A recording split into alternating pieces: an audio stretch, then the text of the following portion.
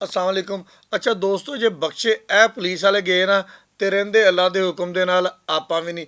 बिस्मिल्लाह करके रिश्वत लैण वाला ਜਿਹੜਾ ਨਾ ਉਹਨੂੰ ਗ੍ਰਿਫਤਾਰ ਕਰ ਰਿਹਾ, ਲੇਕਿਨ ਫੈਸਲਾਬਾਦ ਦੇ ਵਿੱਚ ਉਹਨਾਂ ਨੇ ਰਿਸ਼ਵਤ ਲਈ ਸੀ, ਬਿਸਮਿਲ੍ਲਾ ਨਹੀਂ ਪੜ੍ਹੀ ਸੀ, ਲਿਹਾਜ਼ਾ ਉਹਨਾਂ ਨੂੰ ਮੁਅੱਤਲ ਕਰ ਦਿੱਤਾ ਗਿਆ। ਯਾਨੀ ਕਿ ਜਿਹੜਾ ਬਿਸਮਿਲ੍ਲਾ ਪੜ੍ਹ ਕੇ ਰਿਸ਼ਵਤ ਲਏਗਾ ਉਹ ਗ੍ਰਿਫਤਾਰ ਹੋਏਗਾ, ਜਿਹੜਾ ਬਗੈਰ ਬਿਸਮਿਲ੍ਲਾ ਤੋਂ ਰਿਸ਼ਵਤ ਲਏਗਾ ਉਹਨੂੰ ਸਿਰਫ ਮੁਅੱਤਲ ਕੀਤਾ ਜਾਏਗਾ, ਚਾਰਜ ਸ਼ੀਟ ਕੀਤਾ ਜਾਏਗਾ। ਕੱਲ ਅਸੀਂ ਖਬਰ ਚਲਾਈ ਸੀ ਇੱਕ ਗੁੰਮਨਾਮ ਗੱਡੀ ਤੇ ਤਿੰਨ ਗੁੰਮਨਾਮ ਪੁਲਿਸ ਅਹਿਲਕਾਰ ਜਿਹੜੇ ਸੀਗੇ ਉਹਨਾਂ ਨੇ ਇੱਕ ਦੋਜੀ ਨੂੰ ਚਪੇੜਾ ਮਾਰੀਆਂ ਤੇ ਨਾਲ ਜਨਾਬੀ ਅਲੀ ਕੋ 1000 ਰੁਪਇਆ ਰਿਸ਼ਵਤ ਲੈ ਕੇ ਛੱਡ ਦਿੱਤਾ। ਸਾਡੀ ਉਸ ਖਬਰ ਦੇ ਉੱਪਰ ਸੀਪੀਓ ਫੈਸਲਾਬਾਦ ਸਾਹਿਬਜ਼ਾਦਾ ਬਲਾਲ ਉਮਰ ਨੇ ਫੌਰੀ ਨੋਟਿਸ ਲੈ ਕੇ ਤੇ ਇਨਕੁਆਇਰੀ ਦਾ ਹੁਕਮ ਦਿੱਤਾ।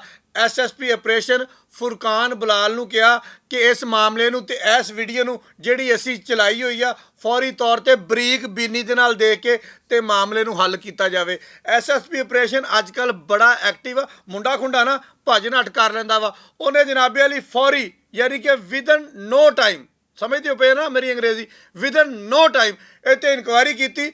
ਇਨਕੁਆਇਰੀ ਦੇ ਵਿੱਚ ਇਹ ਬੰਦੇ ਜਿਹੜੇ ਜਿਨ੍ਹਾਂ ਦੇ ਮੈਂ ਨਾਮ ਬੋਲਣ ਲੱਗਾ ਵਾਂ ਇਹ ਕਸੂਰਵਾਰ ਸਾਬਤ ਹੋਏ, ਪੈਸੇ ਲੈਣੇ ਸਾਬਤ ਹੋਏ, ਜਿਹਦੇ ਵਿੱਚ ਅਸਿਸਟੈਂਟ ਸਬ ਇੰਸਪੈਕਟਰ ਇਮਤਿਆਜ਼ ਸੀਗਾ, ਕਾਂਸਟੇਬਲ ਜਵੇਦ ਇਕਬਾਲ ਸੀਗਾ, ਡਰਾਈਵਰ ਕਾਂਸਟੇਬਲ ਸੀਗਾ ਜੀ ਰਾਸ਼ਦ ਮਹਿਮੂਦ। ਇਹਨਾਂ ਦੇ ਪੈਸੇ ਲੈਣੇ ਸਾਬਤ ਹੋ ਗਏ।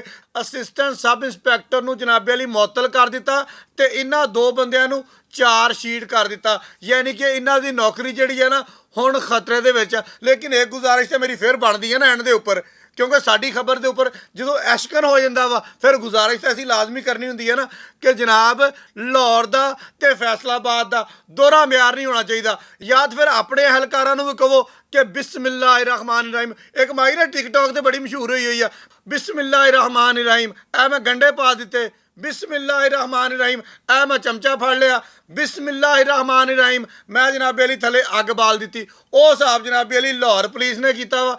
ਬਿਸਮਿल्लाह रहमान रहीम, ਮੈਂ 1000 ਰੁਪਇਆ ਫੜ ਲਿਆ ਵਾ। ਉਹ ਮਾਈ ਵਾਲੀ ਗੱਲ ਲਾਹੌਰ ਪੁਲਿਸ ਨੂੰ ਯਾਦ ਰਹਿ ਗਈ, ਲੇਕਿਨ ਫੈਸਲਾਬਾਦ ਦੀ ਪੁਲਿਸ ਨੂੰ ਇਹ ਬਿਸਮਿल्लाह ਵਾਲੀ ਗੱਲ ਯਾਦ ਨਹੀਂ ਰਹੀ। ਖੈਰ ਜੀ, ਮੇਰੇ ਖਿਆਲ ਦੇ ਨਾਲ ਇਹਨਾਂ ਨੂੰ ਸਜ਼ਾ ਹੋਰ ਜ਼ਿਆਦਾ ਮਿਲਣੀ ਚਾਹੀਦੀ ਆ, ਕਿਉਂਕਿ ਦੋਜੀ ਦੇ ਅੱਖਾਂ ਦੇ ਵਿੱਚੋਂ ਅਥਰੂ ਜਿਹੜੇ ਆ ਉਹ ਹਲੇ ਵੀ ਯਕੀਨ ਕਰੋ ਜਦੋਂ ਅਸੀਂ ਦੇਖਦੇ ਹਾਂ ਤੇ ਕਲੇਜਾ ਜਿਹੜਾ ਨਾ ਇੱਕ ਵਾਰੀ ਇਸ ਟੇਬਲ 'ਤੇ ਆ ਜਾਂਦਾ ਵਾ।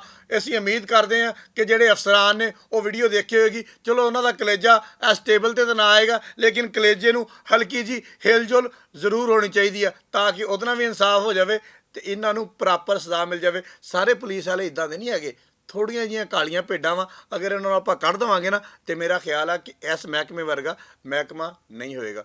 ਬਹੁਤ ਸ਼ੁਕਰੀਆ।